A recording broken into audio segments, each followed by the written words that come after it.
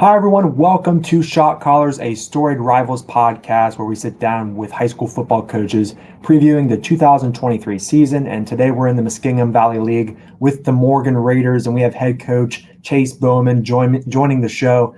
Coach Bowman, thanks so much for being here on Shot Callers. Really appreciate you taking the time to chop it up about some football for 10 to 15 minutes. How are you doing? How's your summer? I'm sure the juices are flowing. You're ready to get going with this football season. But how was your summer? Did you get to take any trips, do any kind of summer vacation, anything like that?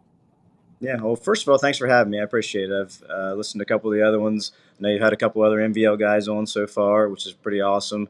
Yeah, summer's going well. Was able to take an early vacation with the family down to Florida, which we always enjoy.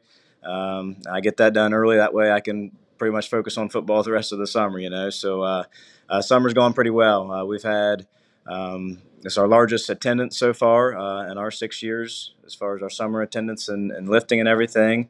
I feel pretty good about the way we are right now, culture-wise, because most mornings when we go in there to lift, like there's not a whole lot we have to do as coaches.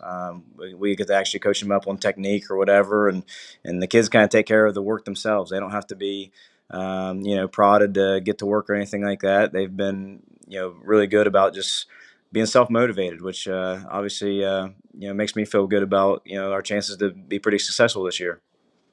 Yeah, so I want to get to the culture that you've kind of built it in a few minutes, but I want to start though because it's like the big like talk I guess around Morgan is now you have a football field. So like the first Yeah, like for years you really haven't had a home football game. I guess you've had to pack up, hop on a bus, yeah, and then go play your yeah. home games elsewhere. But now you've Yeah. installed a new turf. So like, what's it like now to have a place to call home? I guess. Yeah, it's. I kind of look at it two ways. The former, I played at Morgan myself, and obviously I've coached a few years here already. So there's part of me that always have fond memories of the athletic field in town. I mean, it was like as a kid, watching the Morgan Raiders play. I was in seventh grade, in the year 2000 when they went 10-0 and they hosted the playoff game. And the atmosphere there is really, really awesome. And having the field in town is pretty cool. People can go eat and just walk to the game after. So, I'm never going to, ignore that or forget about that. That part of it was really cool. But, like you said, the downside of it was where you're 100% right. On Friday nights, we had to load everything up and get on a bus and go down and wait for everybody to get it packed up and then get back to the school. And it felt like a home game during the game, but before and after it didn't. So being able to have everything all right there at the school, the weight room's right there, the locker room's right there, the field's right there. We can get on it and you practice at the same place, you play your games, and it definitely adds a level of convenience for sure. I know the kids are really excited about it. The community's really excited about it, and it obviously benefits a lot more than just the football program. I mean, obviously soccer will be playing on it as well. There's a new track around. That's our track was in need of some fixing. It was not in the best shape in the world. And even you look at softball and baseball in the spring. You get the weather starts to warm up a little bit, but it's still really wet out because the snow had melted or whatever it is, and you can't really get on the field, but they can get on the turf. So it benefits. Obviously, the program I am care the most about is football, but it's not the only program that benefits from this. So, Sure. like I said, it's definitely exciting. The kids. I think the kids now kind of feel the commitment from the other side of things. They felt the commitment from us as coaches and stuff, but they see now that as a school district, they're taking sports seriously, and we want to be, we want to be known as a good athletic school. So and they see that commitment's there. This Friday we're actually having a youth camp down there under the lights.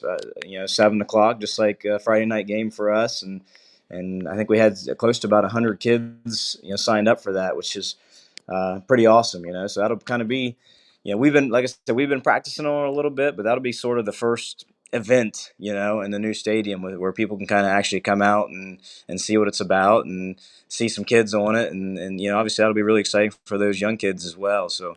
The response that I've got from the community is kind of has echoed sort of what my feeling is on it. Like a lot of people, again, have those fond memories of the athletic field, but I think people kind of understand like that, even though that that was a really cool place. Sometimes change is needed, and in this case, the change was needed, and I think we're excited to have it.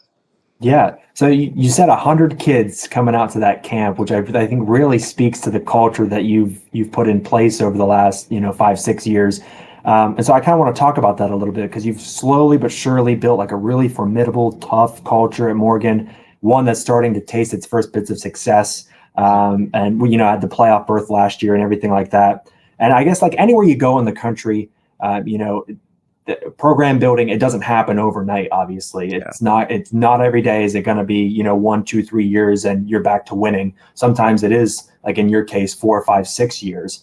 But anytime like people want it right now, you know what I Yeah. mean? They always want to win immediately, and so sometimes when it doesn't happen for a handful of years, there might be some outside noise, some outside pressure from people in the community. But I kind of want you to take me back to those first couple of years, those early days of building the program at Morgan. Obviously, you played there and everything, but Yeah. when you first started building the program, kind of what went into it? How did you deal with any outside pressure, if there was any? Obviously, the COVID pandemic kind of it didn't just throw a wrench at you; it threw Yeah. like everything, including the kitchen sink, at you Yeah. as far as just building a program. But like, how did you build a team that looks like it may not only just make it back to the playoffs this year, but could also win the small school in the MVL? Yeah. So, a part of that, to be honest with you, I didn't have a whole lot of outside noise early, and I think that just goes to our administration and people like that kind of understood where we were as a program, and it was it just wasn't in a very good place, for 10 years or more. When the program consistently won 0 or 1 games. So I think people pretty well understood that it would be a process, and to be honest, I'd say the most noise I got was probably from myself. I knew it was going to be a process going in, but knowing that it's going to take some time doesn't make it any easier when you're still going 1-9 or 2-8 or whatever it is. And I expected to get it done fast, and but again, at the bottom, I still knew that it would take some time, right? So I think to be real honest with you, it'd be really easy if it wasn't a program that I cared so much about. The place that I graduated from, and I played at, and all that. Like, I don't know that I could have been this patient. It's just because it's been hard. It's taken, like you said, it took 5 years before we got our first winning record since the year 2007. Um, and if I didn't have that love for Morgan football, I'm not sure that I would have been able to stick it out for 5 years. Maybe I would have, but I don't know. It's been tough. But that's kind of the way we looked at it early on too. Was we wanted to make sure we built this thing the right way. We wanted to make sure we built a foundation. We wanted to make sure the culture was right. We didn't want to try to take any shortcuts. And I don't know if there are any shortcuts when you're building a program or not, but if there were, we didn't want to take them. We wanted to make sure everything was done the right way. Um, Early on, I'd say those first couple years, most of our efforts were kind of focused on doing things the right way, whether that's practice Monday through Thursday, whether that's how you play the game Friday night, taking care of the locker room in between, obviously the off season and the weight room. It took a solid 2 years at least, probably, just to get that part kind of going the right direction. And then I think the next step was sort of us believing that we belonged, believing that we can play with any team that's on our schedule. And I think that's part of when you don't have success for so long. It's real easy to just kind of walk into a game already defeated, right? Or the first time something goes bad in a game, you just kind of roll over. So that was kind of the next step, is getting the belief right. Like, yeah, we do belong here. We can play with these guys. We can compete. I think that kind of turned around year 3 a little bit, and year 4. And then the next step last year was kind of figuring out, well, how do we actually win those games now? Okay, we're competitive, we're close. Now it's about executing and doing the little things, and us as coaches making sure we're doing a better job too. Game planning and getting our kids in the right spots. So that was sort of the next step. Was, okay, we compete now. How do we win them? So to me, now that kind of the next step is how do we win those consistently? We won 6 of them last year, which again is better than we've had in a really long time. But we and our kid, credit to our kids here. Our kids aren't content with that. They're proud of the progress they made, but they're not content with that. They want better. They want to win the MVL Small School. They want to host a playoff game, which has only happened once here ever. They want to win a playoff game or more, which has never happened at Morgan. So they still have really high goals, which again, credit to them. If they didn't have that, it'd be awfully hard to attain it. If Right. a coaching staff has it, that doesn't do a whole lot, right? But if the kids have it, you have a chance. So it makes me really excited about the year for sure. So take me to this season then with the squad that you have for 2023, because like you look at some of the guys you lost last year, like the MVL Small School Division Offensive Lineman of the Year, Wade Pauley, and then you had a big bruising running back standing at 6'1", 220, and Carson Copeland, and I mean probably one of the bigger running backs that we've had in this league in a long time.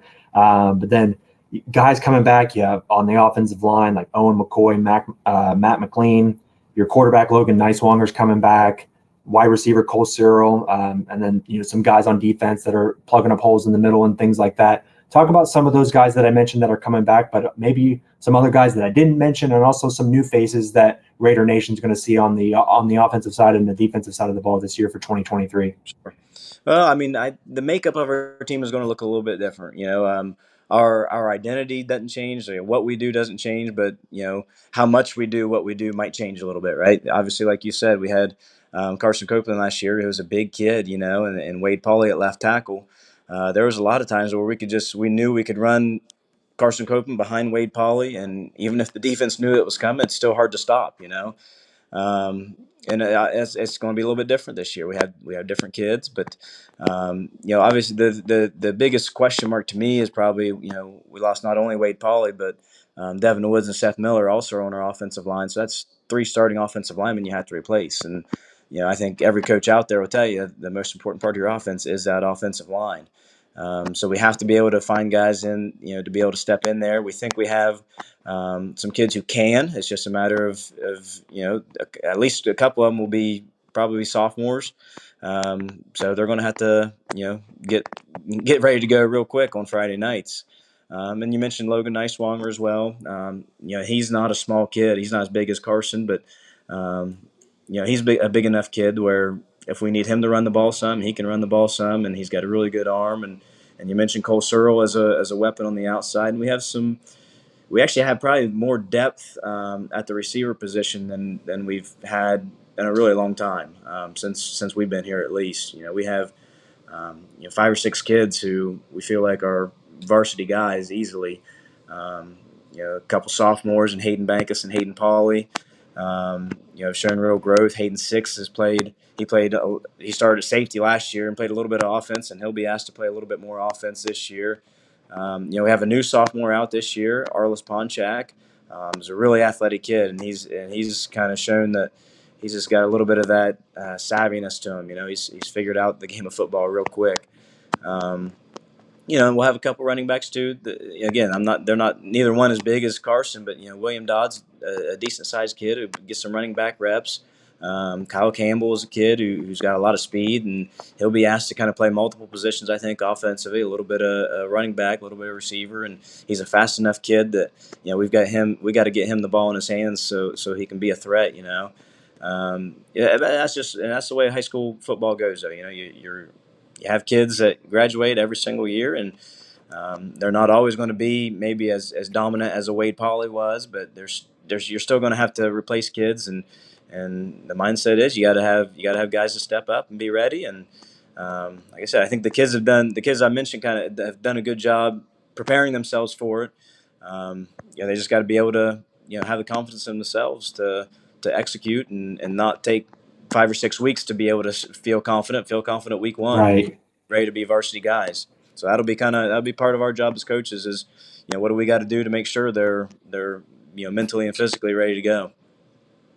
So 6-4 last year, and then you made the playoffs. But the defending small school division champions, the New Lex Panthers, West Muskingum was right there behind them. Their game last year, I think, kind of decided the MVL as far as who was going to win the league. A lot of younger teams last year as well that now have a year under their belt and are coming back stronger this year. But who do you view as the biggest threat in the MVL Small School for you to not only go out there and win the league, but get back to the playoffs this year and maybe win a playoff game or two? Sure. Yeah, to me, I think the MVL as a whole, obviously I know the small school is the one we're trying to win, but the MVL as a whole, big school and small school, is to me really, really good. Not just really, really Yeah. good football players. I think the coaching in our league is phenomenal. I really do. There's never a week where we feel like we can just kind of, yeah, we don't need to really game plan too much. We'll just make sure we go. No, we as coaches have to work our butts off to make sure we're getting our kids in the right spot, because the other coaches are going to. That's a guarantee. And the Right. same with our kids. Our kids have to make sure they're prepared so they're ready to go. So, you said it. Obviously, New Lex won the league last year, so they're the ones that you kind of have to knock off. West, I know, but I know they also lost a lot as far as their production offensively to graduation. So they're kind of in the same boat as far as figuring out. They got to figure out who they're going to have to replace those guys. West End maybe has a little bit more returning, I would say, probably from last year's squad compared to New Lex. And you're 100% right. Some of those other schools, Crooksville, Coshocton, and Meadowbrook, all had really young teams. So I would expect them to all be better than they were last year as well. So to me, I don't know that you can pick just one of them that you have to get over. For me, we have to take it 1 week at a time, and whoever we're playing that Friday, that's who we have to focus our 100% attention on, and try to get that win. And then you move on to the next after that. And hopefully when we look up after week 10, hopefully we're the ones that end up winning more games than the other 5 teams. Yeah, you brought up a great. I've learned doing this podcast over the last couple of weeks that like the coaching in this league is top notch, and the respect level that you guys have for one another is also it's top notch as well. I mean, you guys know that you bring your best every day of the week, every week of the year, every year. And I'm starting to learn that as I'm talking to more and more of you guys. It's the MVL, big school and small school, super competitive, but Coach, I really appreciate you taking the time to join me here on Shot Callers today. You've done a fantastic job over the last 5-6 years, like just slowly but surely building a tough and strong program, and go get back to the playoffs this year, baby, and win that small school in the MVL. Yeah, we're going to try. I appreciate it, Will.